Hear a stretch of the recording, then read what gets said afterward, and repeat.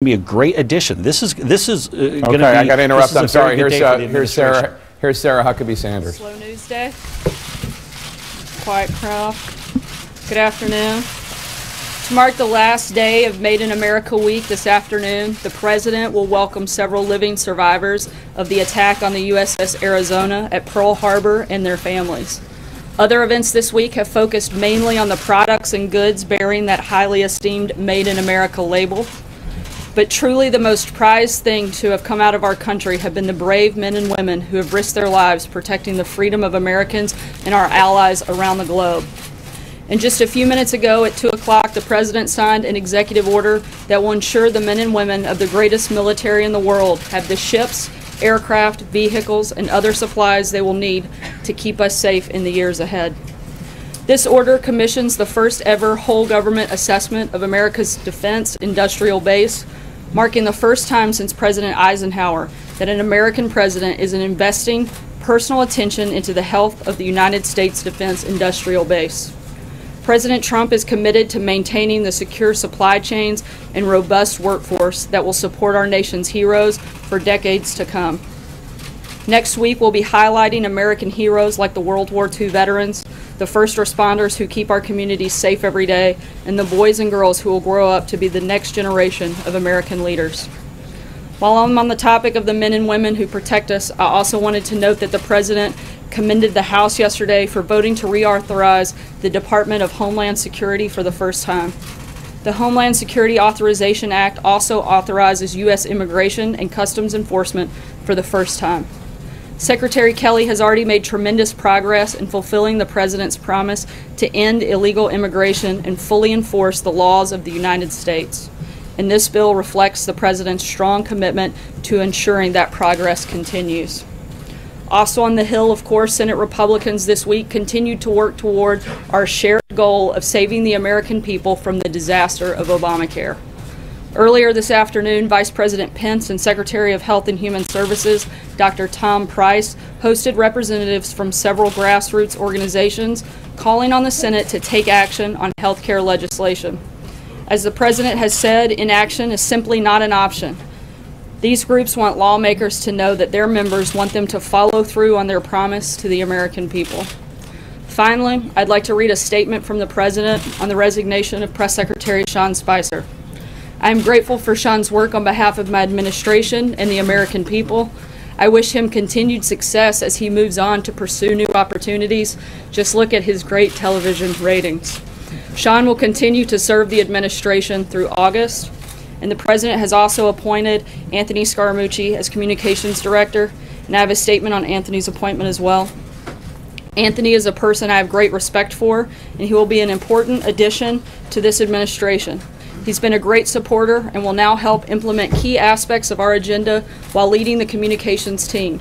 We have accomplished so much, and we are being given credit for so little. The good news is the people get it, even if the media doesn't. And I'd like to bring Anthony up to say a few words and take a few questions. As always, I'll be back after that to answer any follow-up questions. So. Thank you. Thank you very much. So I'm going to be very brief. I'm going to make my remarks informal, and then I'll take questions from everybody. First off, I'd like to announce formally that Sarah Huckabee Sanders is going to be the press. Oh, you can't hear me? I'm sorry. Better? Sarah Huckabee Sanders is going to be the press secretary. And so you can congratulate her after the session. You still can't hear me? No sound? Okay. Better? Better now? Better now? I'm going to start over.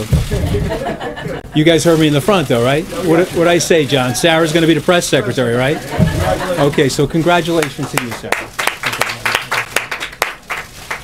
And so I want to make a couple of statements. The first thing I want to say is I want to thank personally Sean Spicer, not only on behalf of myself, the President, the administration, but Sean is a true American patriot. He's a military serviceman. He's got a great family. And he's done an amazing job. This is obviously a difficult situation to be in, and I applaud his efforts here, and I love the guy, and I wish him well, and I hope he goes on to make a tremendous amount of money. As it relates to me in this position, I'm going to spend a couple of weeks getting to know the people here, and I'm going to be as coordinated as I can with the people inside the West Wing. There's been some speculation in the press about me and Reince, so I just want to talk about that very quickly. Reince and I have been personal friends for 6 years. We are a little bit like brothers, where we rough each other up once in a while, which is totally normal for brothers. There's a lot of people in here that have brothers, and so you get that. But he's a dear friend. He brought me into the political system. He brought me into the Republican National Committee network. He introduced me to Governor Walker. We've spent many times together socially. A lot of people are not aware about this, but after the Romney campaign, I invited Reince into Skybridge. I think it reflects poorly on Reince that he didn't take my offer to come in and be our chief operating officer. But I say that in jest, obviously. And so what I want you guys to know is that he was my first call this morning. I met with him before we sat in the Oval Office, and we are committed as true professionals to the team and the process of getting the administration's message out. And I think that's going to be one of the big goals for us. I said during the transition, I'll say it up here, I think there's been at times a disconnect between the way we see the president and how much we love the president and the way some of you perhaps see the president.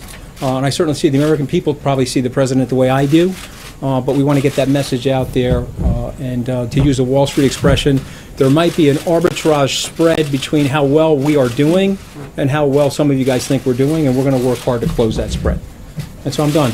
I'll take the question. Yeah. I'm going to get to as many people as I can until she hooks me. Okay. Sure. Two questions for you. Number one, what we have seen from this administration so far is the president being his own messenger very frequently, and that has caused, as you know, some struggles for the communication staff. How do you expect to get this White House back on track? Well, I'm going to take a slight issue with the question because I actually think the White House is on track, and we're actually, I think, doing a really good job. From a messaging perspective? Well, I actually do think from a messaging perspective, because we have a whole list of things, and I didn't want to come out here with our list of accomplishments and start a whole advertisement infomercial right now. I really just wanted to talk about personnel movement and how we're thinking about things. But I think we're doing an amazing job. The president himself is always going to be the president. I was in the Oval Office with him earlier today, and we were talking about letting him be himself, letting him express his full identity. I think he's got some of the best political instincts in the world, and perhaps in history. If you think about it, he started his political ascent two years and 2 months ago, and he's done a phenomenal job for the American people. And the people I grew up with, they so identify with the president, and they love him, and so we're going to get that message out. So my second question for you, too. I'm going to get to everybody. Don't worry. You can speak a little bit about how you plan to, obviously you're a business guy, you're a Wall Street guy, how you plan to handle any potential conflicts of interest, and walk us through how this offer was made to you, what the president said when you were here, what the conversations were like. Well, I don't think it's fair to the president for me to go into the exact conversation, because I want to keep those conversations between me and him private. But we talked a little bit about the White House. We talked a little bit about our personal relationship, and then when he extended the offer to me, I said I would do it because I want to serve the president. You know, one of the things, I have a lot of family members that served in the American military. Unfortunately, my generation, I'm born in 1964, I did not serve. I filled out the selective service. It's one of the regrets for my life, so this is an opportunity for me to serve the country. I love the president. I obviously love the country. Look at my life experience here in the country, and so it's an honor to be here. It's an honor to stand here, actually. In terms of my personal business conflicts? Correct, yeah, so I have worked with the Office of Governmental Ethics to take care of all of my business conflicts. My start date is going to be in a couple of weeks, so that it's a 100% totally cleansed and clean. And I don't see an issue with it. The Office of Governmental Ethics doesn't see an issue with it, nor does the White House counsel. So, but you know, here's one thing I want to say about this, though. When you're bringing American business people into the administration, and they've had some level of success in the society, they have to unencumber themselves. You know, it's just a very interesting thing, and it's somewhat ironic. You want to go serve the country, and so the first thing you have to do is take on this mega opportunity cost by getting rid of all of your assets. And so, but I'm willing to do that because I love the country. John, I'm going to get to everybody. Anthony, you've been watching this White House from somewhat outside, and I'm sure you have your own perspective on what you've seen. Not quite as tan as you, though. Not that outside. What is the first thing you're going to change to try to right this ship and put it on a course? Again, I take issue with that. I think the ship is going in the right direction. I think we've got to just radio signal the direction very, very clearly. I like the team. Let me rephrase that. I love the team. And so I'm an incrementalist. Most entrepreneurs you will find are incrementalists. To say something overly bold or overly dramatic is unfair. What good entrepreneurs do is they start the day and they go through the process. The Navy SEALs would tell you that if you want to eat an elephant, you got to eat it one bite at a time. And Sarah and I are going to do that together. I'm going to get to everybody. Gareth, go ahead. Anthony, did you have any hesitation taking this job, knowing it might cause some friction, and that it might lead to Sean leaving, which is what's going to happen? And the two are at least somewhat coincidental. And did you have any hesitation about how you would relate to the rest of the White House staff if you came in under those circumstances? Okay, well, listen, you know, remember, I'm a business person, and so what happens in business a lot of the times is you have some rotation in personnel as you're making changes, and you have lifestyle choices that people are also making. I would love to have Sean here. Sean decided that he thought it would be better to go, and for me, as it relates to Sean, it speaks volumes to who he is as a human being, who he is as a team player. Okay, so his attitude is, if Anthony's coming in, let me clear the slate for Anthony, and I do appreciate that about Sean, and I love him for it. But I don't have any friction with Sean. I don't have any friction with Reince. This is the White House, the United States of America, and we're serving the president. And I want to make sure that our cultural template is that we put the president's agenda first, which is perfect for the American people, and we serve his interests. And so if we have a little bit of friction inside the White House as a result of that, it's okay. We can all live with that. I'm a business person. I'm used to dealing with friction. You were a significant player during the transition. Was it disappointing that you did not land a post here from the get-go? Again, I would say as an entrepreneur, you have to be accustomed to setbacks. I've had a series of setbacks in my life, which I've written about. I wrote a best-selling book, and if you don't believe me, you can come into my basement. I'll show you every copy in order to get it to be a best-selling book. And so I'm very honest about mistakes that I've made and setbacks that I've had. And so was I disappointed? Yes, I said that candidly, that I was disappointed. But I love the president, and I'm very, very loyal to the president. And I love the mission that the president has. Okay, since the early days of the campaign, when I went to these rallies and I saw the love that the people had for the president, and again, I grew up in the middle class, and so there's a struggle out there. The president saw that before I did. I wish I could tell you I saw it before him, but he taught it to me. And I feel that struggle, and I have empathy for that struggle, and I want to be here to help make things better for the American people. So I'll take the hits. Yes, sir. I'm going to try to get to everybody, I promise you. I'll try to get to everybody. Sean told the AP and others that the president needed a clean slate. How does that comport with a White House that's headed in the right direction? And secondly, how badly does the president need a win on health care in order to make progress? Okay, so here's the one problem with the way our society is working right now. We are micromanaging the seconds of the news cycle. I predicted the president will get a win in health care. That's my honest prediction, just because I've seen him in operation over the last 20-plus years. The president has really good karma, okay? And the world turns back to him. He's genuinely a wonderful human being, and I think as the members of Congress get to know him better and get comfortable with him, they're going to let him lead them to the right things for the American people. So I think we're going to get the health care done. I also think we're going to get tax reform done. And whatever else is on the president's agenda, we're going to work very, very hard, very studiously here to make it happen. So John. I see the cameras are back. Will you commit now to holding regular on-camera briefings, sir? If she supplies hair and makeup, I will consider it. Okay, but I need a lot of hair and makeup, John. Okay, but I don't know. Maybe. I think not at all. This is the press secretary. I'm up here today only because I think it was the first day we made a mutual decision that would make sense for me to come up here and try to answer as many questions as possible.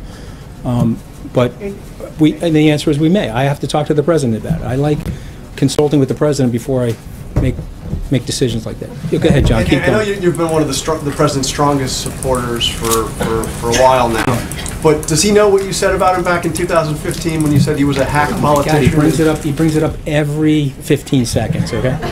One of the biggest mistakes that I made, because I was an unexperienced person in the world of politics, I was supporting another candidate. I should have never said that about him. So, Mr. President, if you're listening, I personally apologize for the 50th time for saying that. But here's the wonderful thing about the news media. That was 3 minutes of my life. He's never forgotten it, and you've never forgotten it. But, you know, I hope that someday, Mr. President, you will forget it. Okay, let's go to the next question. Can I ask you one more? Just go ahead, John. There's been a question about credibility, some things that have been said in this room. Let me ask you a variation of what I asked Sean Spicer on his first day. Is it your commitment to the best of your ability, give accurate information, the truth from that podium? I mean, I sort of feel like I don't even have to answer that question. I hope you can feel that from me, just from my body language. That's the kind of person I am. I'm going to do the best I can. I'm going to get to everybody. Go ahead. Anthony, you mentioned your relationship with Reince. Was he involved in offering you this position? Was he consulted by the president ahead of time? Yes, he was consulted. He was involved in the thing. There's a lot of speculation in the press about the timing and so on and so forth. And so what I'm here to tell you is that we're a team. Now, if you walk us through how the job was offered, like I said, I think some of this stuff it's unnecessary to go into that granular detail, because then, you know, it's almost like the book The Circle, where you're wearing like a police camera on you when you're having conversations. I don't think that's fair to the president. But here's what I would tell you. Okay, I'm a team player. I've you know, played team sports my whole life, at least as a kid, and I believe that you have to subordinate yourself to the greater good of the team. And if teammates don't have disagreements about certain things, then they're not going to get to the championship. You've got to get together and, you know, mix it up a little bit from time to time. I have no problem mixing up with these guys. I love these guys. I respect these guys. Is it perfect every single day? Tell me whose life is perfect every single day. But here's the commitment that I'm making to you and to the American people and to the president, that I'm here to serve him and I'm here to serve the people inside the West Wing. Just to follow up on John's question, are you committed then to regular televised briefings and having a transparent relationship with the press?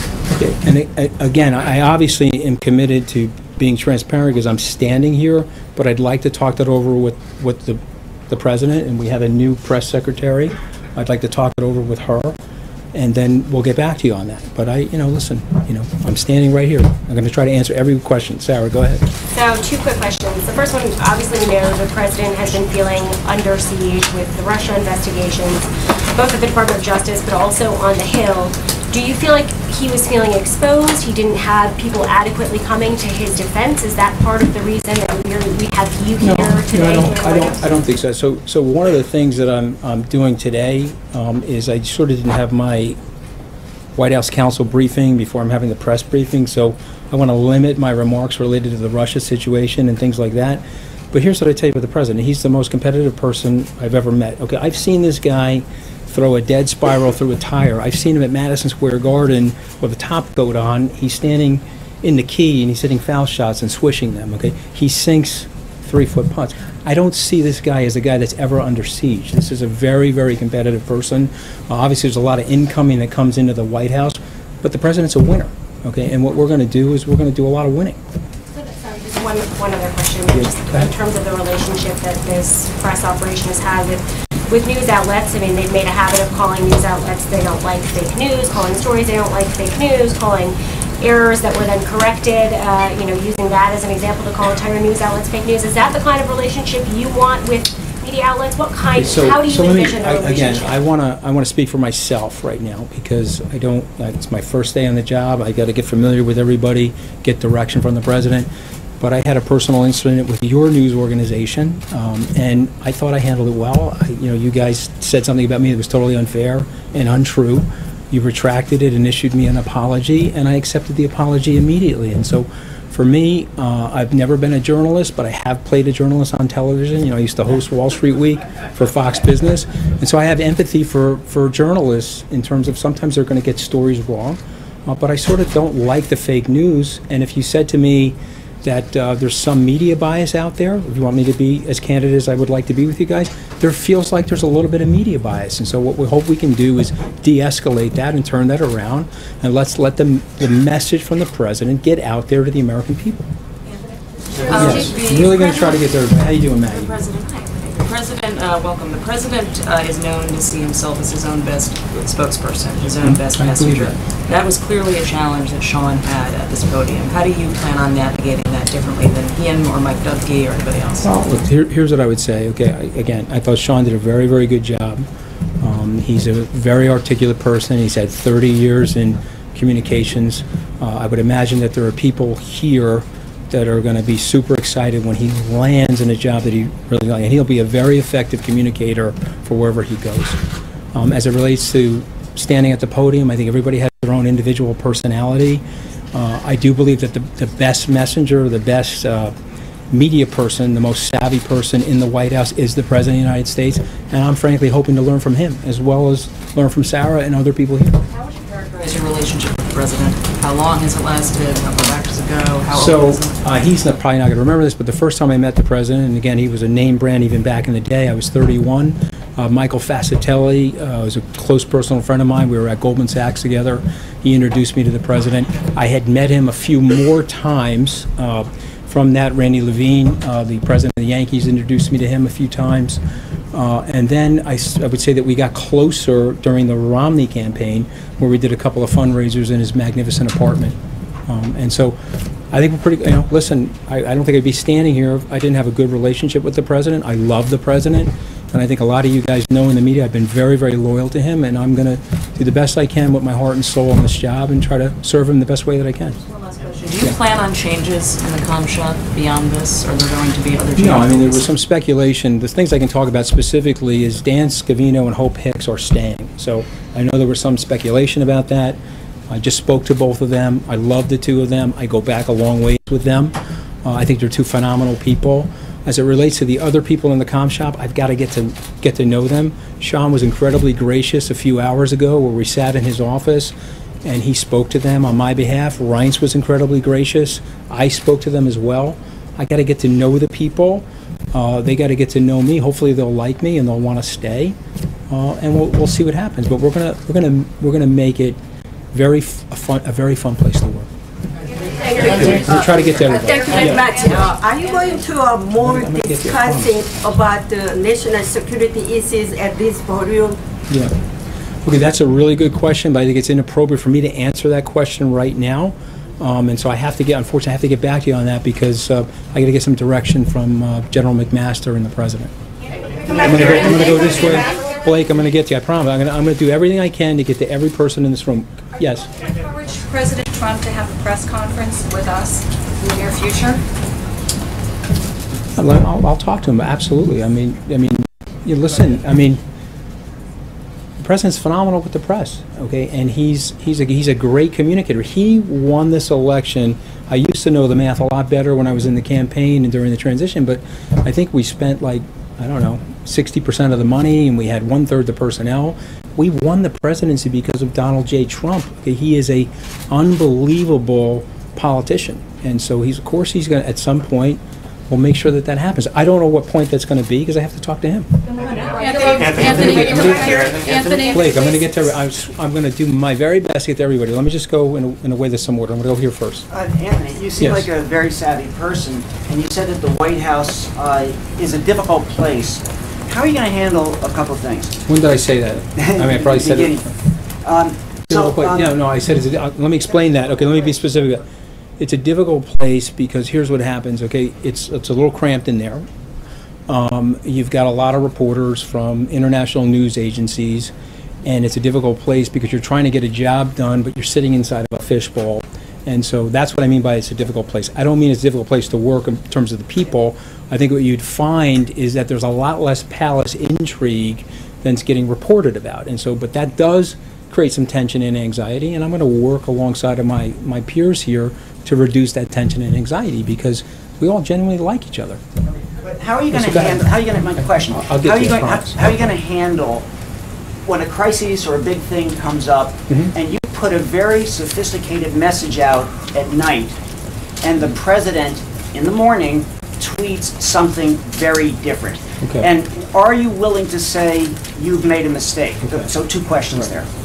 Oh, well, listen, I took trial advocacy at Harvard Law School, a little name dropping there if you don't mind, okay? And so I'm not going to answer that because that's a hypothetical, and the first thing they teach in trial advocacy is not to answer a hypothetical. But here's what I will tell you, okay? I love the president, and the president is a very, very effective communicator, and he'll use social media. I think he's got if I get this wrong, I know I'm going to hear it from him, so I hope I don't get it wrong. It's either 113 million or 114 million. I know he's picking up about 300,000 followers a day, God bless him. And so to me, I think it's been very effective use reaching the American public directly. And so, listen, I welcome him continuing to do that. I think it's very, very important for him to express his identity, because what I have found when I travel around the country, people love him. What do you I'm trying to get to everybody. What do you come back and say when his message is different than what you put out the night before? Okay, so again, that's a hypothetical, so it's totally unfair of me to even answer that, because how can I answer that? I don't know what the tweet is, I don't know what happened, it's just unfair. And so you learn that early in law school not to answer that question. Go ahead, I'm sorry. Express any frustration to you at all that a lot of these briefings have been off camera? And since he wants to get his message out, wouldn't he believe that to put them on camera would be beneficial? He hasn't expressed that to me, so I don't know his opinion on that, so I can't answer that question honestly. How involved in the day-to-day operations of the press department will he be going forward? As much or as little as he wants to be. I mean, he's the President of the United States. I'm here to serve him. I'm certainly going to do my very best to communicate to him what I think is the most effective strategy for him to get his message out to the American people and to the global community, but it'll be as much or as little as he wants to be. You know, he did, give me the orders today that I'm in charge, and I report directly to him, and I'm going to do my very best to serve him. So as much or as little as he wants. Just to follow on that, yes. Your relationship with the Chief of Staff, is he your boss, or do you report directly to the President? Okay, so I'm going to let Reins answer that. I have no problem working for Reins. I can only speak about my management style, okay? I have been on Wall Street for 29 years. Nobody has ever worked for me. People work with me. I believe in a lot of collaboration. I think if you do that, it's very, very empowering for people. I have no problem working for Reins. The President said I report to him directly. But listen, you guys are going to be very, very surprised about the relationship that I have with Reins and the closeness that we're going to have in terms of working to serve the President. And so he's the Chief of Staff. And so it would be foolish of me not to communicate with him, not to relate to him every single thing that I'm doing. Yes. Do you stand by some of the factual claims that have been contested, that have been made by this administration, 3 million illegal votes cast for the President's opponent? Do you endorse all of those statements of fact that have been made? Okay, so it's a little bit of an unfair question because I'm not up to speed on all of that, so I'm just candidly telling you that. Said 3 million people voted illegally. Okay, so stand by that or not? So if the President says it, okay, let me do more research on it. My guess is that there's probably some level of truth to that. I think what we have found sometimes, the President says stuff. Some of you guys in the media think it's not true or it isn't true. It turns out it's closer to the truth than people think. So let me do more homework on that, and I'll get back to you.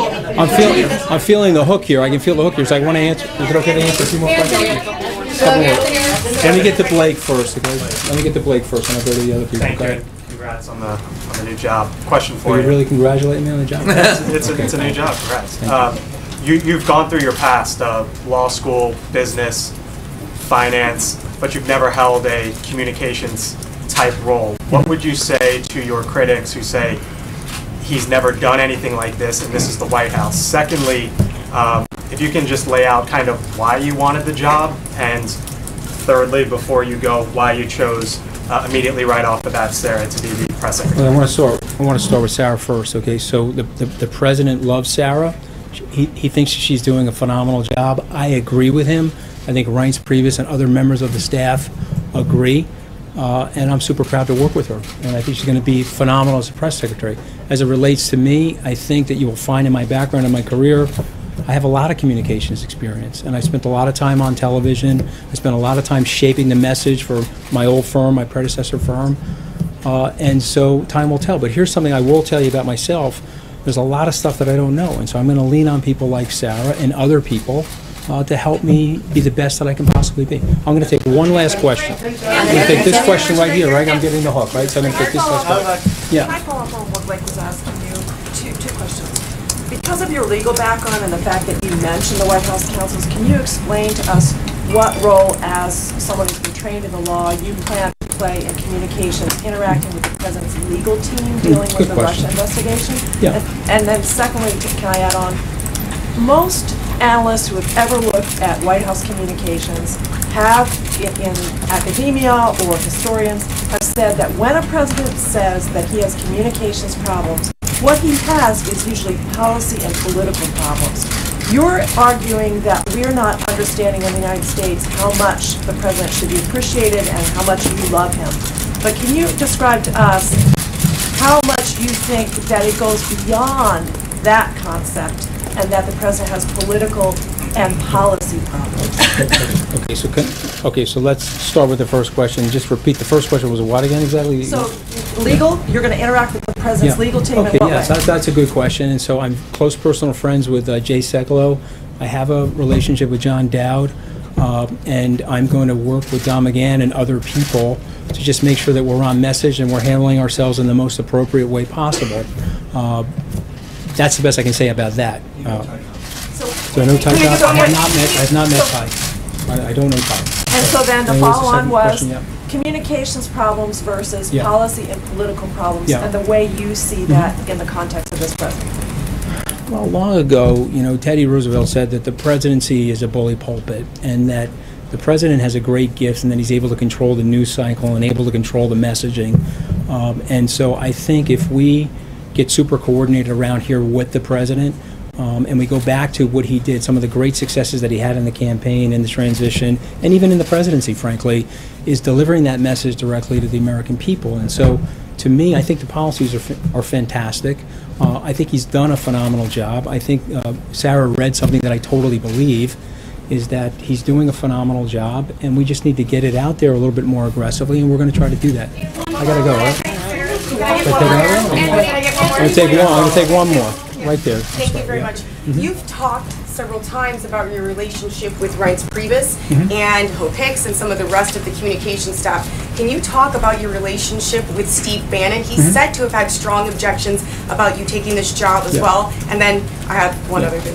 All right, so I'm on the record. I've been interviewed about Steve. I think he's one of the smartest people that I know. I think that he was instrumental in helping us win the election. He's got a strong personality. I have a strong personality. We didn't really overlap at Goldman Sachs, but we both worked there at a period of time.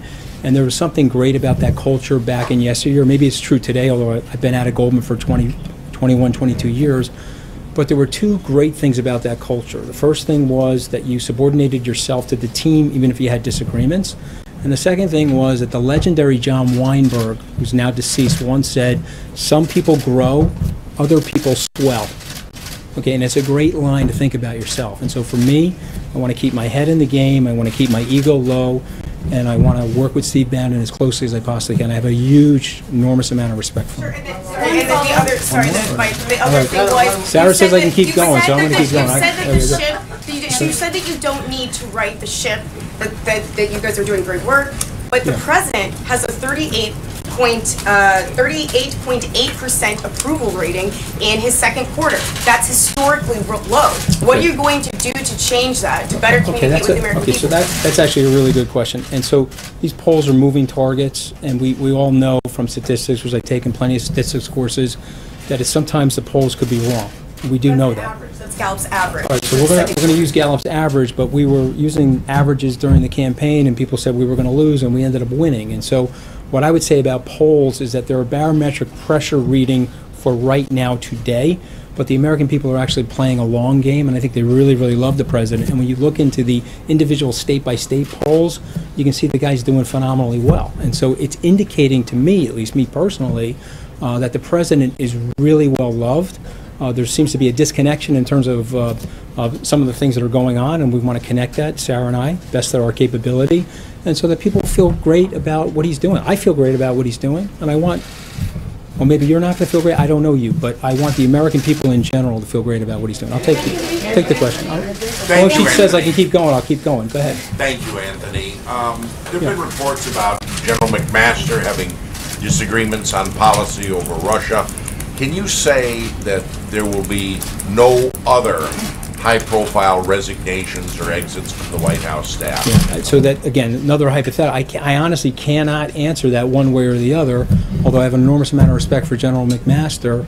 I just don't know the situation. I'm not going to answer it because I don't know. You said you're going to work with the legal team and messaging as it relates to Russia. Where have they...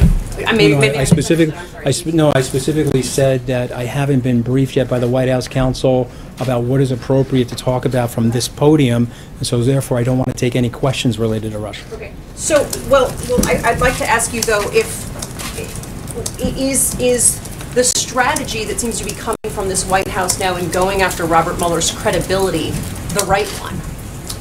Okay, so again, that's sort of in that zip code of like, the legal team, and not really in Sarah or my zip code, so I just want to stay away from the question. It is a messaging question.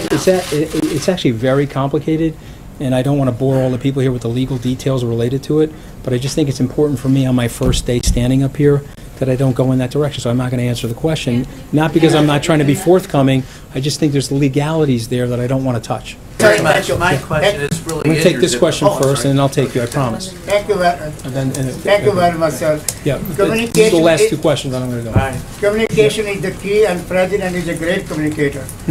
How important is now relations between the President and the press, and you think how he's going to change, and how much he has a faith and trust in the White House press, and what is the future?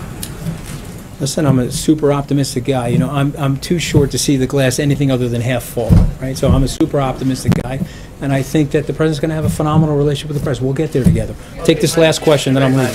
My question is in your zip code. Larry Speaks, who once stood up there, said, "Don't tell us how to stage the news. We won't tell you how to report the news." Do you think that that's an accurate reflection of what your all's job is? Say it again. Larry said, "Don't tell us how to stage the news. We won't tell you how to report the news." Do you think that's an accurate reflection of our relationship? I don't know. We're in a different world. I mean, I have an enormous amount of respect for Press Secretary Speaks, but when he was standing at this podium, it was a very, very different world. Each one of us right now has a sound studio, a recording studio, a movie studio, a television studio right in the palm of our hands. And so we could stage things, and it's going to be read certain ways. It may not be read other ways. But I know what Sarah and I are going to work on is reaching as many people as we possibly can for today's era. And so maybe he was accurate in the 1980s, but Sarah and I will think of something cute to say once we start working together. She wants to give me the hook. She wants to give me one more? I'll take it. Okay. Yeah. The president tweeted that it's impossible for his communications team to know what's in his head at every moment. Yeah. How are you going to make sure that you are on the same page as this president? What have you said to him about the need to know what he's thinking and where he stands as it relates to policy? Listen, I know, I'm not going to speak on behalf of the president. I just feel like I have a close relationship with him. Sarah has a close relationship with him.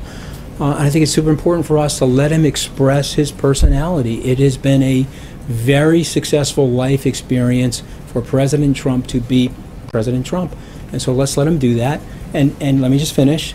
And, let's see where the chips fall. And then when something happens that you don't like or you like, you'll talk to me or Sarah and we'll address it. Do you plan to meet with him every day? Do you plan to meet with him every day? And do you have Oval Office privileges? Do I plan to meet with him every day, and do I have Oval Office privileges?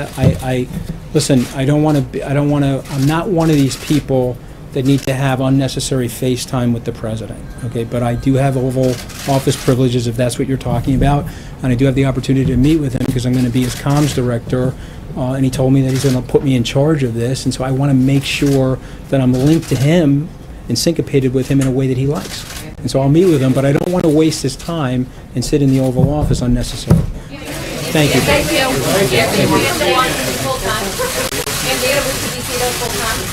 Thank you, Anthony. You got a place for me? You got a good realtor for me? We'll figure it out. Okay, thanks, guys.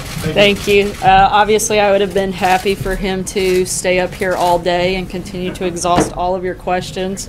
But one, I figure I probably should answer a couple today. And also, the president has an event here shortly, so I want to try to work through as many as I can. And with that, I'm actually going to start with Jeff Mason, since I believe it is maybe your last day and my first. So with that, Jeff, take it away. Can you talk just a little bit about how this will affect, this change will affect the press office, and can you speak a little bit for Sean about how he's feeling and how he took this news and how he made the decision to resign? I'm not going to speak for Sean in detail. I can say that he understood that the president wanted to bring in and add new people to the team, and Sean felt like it would be best for that team to be able to start with a totally clean slate. And I think I want to echo what Anthony says. I think it speaks volumes to who he is to be willing to do that and allow Anthony to come in with a brand new starting place. And I think he's served the president loyally and admirably. He's going to continue to stay on for the next several weeks through the transition, and I'm sure he'll be happy to answer some of those questions directly. Hey, Sarah, first of all, congratulations on the job. Can you clarify where the president stands on the issue of pardons? Is he considering pardons for figures in the Russia investigation? And does the president believe that he has the power to pardon himself? Look, I'd refer you to the comments that have already been made by the outside counsel in terms of their actions. The president maintains pardon powers like any president would, but there are no announcements or planned announcements on that front whatsoever. Does that include the power to pardon himself? Does he believe that he has the power to pardon himself? Like I said, I don't have anything to add beyond what the outside counsel has already stated on that front. In the president's interview with the New York Times, he raised questions about Robert Mueller. Does he endorse his legal team's efforts to undermine Robert Mueller's credibility? Again, the president has absolutely nothing to do with any of the allegations that are being made. I think he's maintained that, and he wants them to complete their process as quickly as possible so that we can move on from the ridiculousness of all things Russia and Russia fever. So, but to the question that I asked, does he endorse his legal team's efforts to undermine the credibility of the special counsel? I'm not aware of those details, and that's something you would have to ask. That's something you would have to ask his legal team. I'm not part of that process, so I wouldn't be able to answer that. On healthcare, what does the president want the Senate to vote on next week? I think he wants to, as Mark Short stated earlier this week, and as we've repeated many times before, the president's preference is to repeal and replace Obamacare. And we haven't been shy or quiet about that, and those intentions have certainly not changed. John? How much arm twisting is going on vis-a-vis the health care bill? The Vice President had a lot of conservative groups over today. Those conservative groups announced that they will actually be scoring votes next week on the motion to proceed, which I believe is unprecedented. I don't think anyone here has made a secret that this is a big priority and that Congress should do what they've been talking about for the last 7 years. It's time for them to get in there and repeal and replace Obamacare, and these groups recognize that. Their constituency that support the groups that they have certainly recognize that, and they're supporting the mission of their organizations and pushing and putting pressure on members to get the job done. Nothing beyond that. Something too, but just about the organizational structure now that Anthony's come in. The press secretary and the comms secretary used to be pretty much co-equal, reporting to the chief of staff.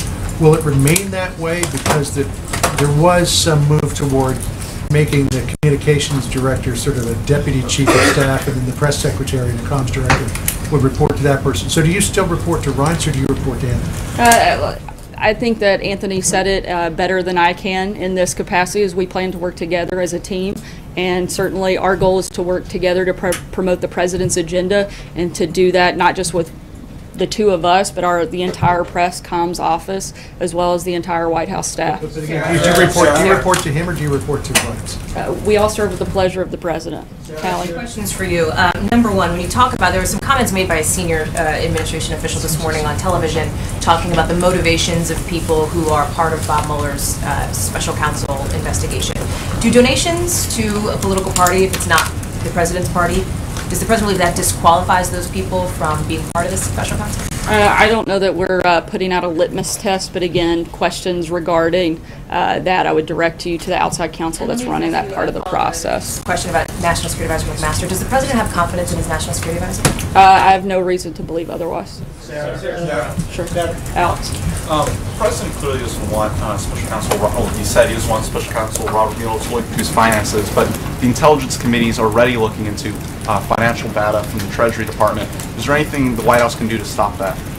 Look, again, the president's point is that he doesn't want the special counsel to move beyond the scope and outside of its mission, and the president's been very clear, as have his accountants and team, that he has no financial dealings with Russia, and so I think we've been extremely clear on that. Blake? Last time when it became apparent in the House, the first go-around on the healthcare bill there, that it was going to fail, it was pulled at the last minute, within the last hour or two.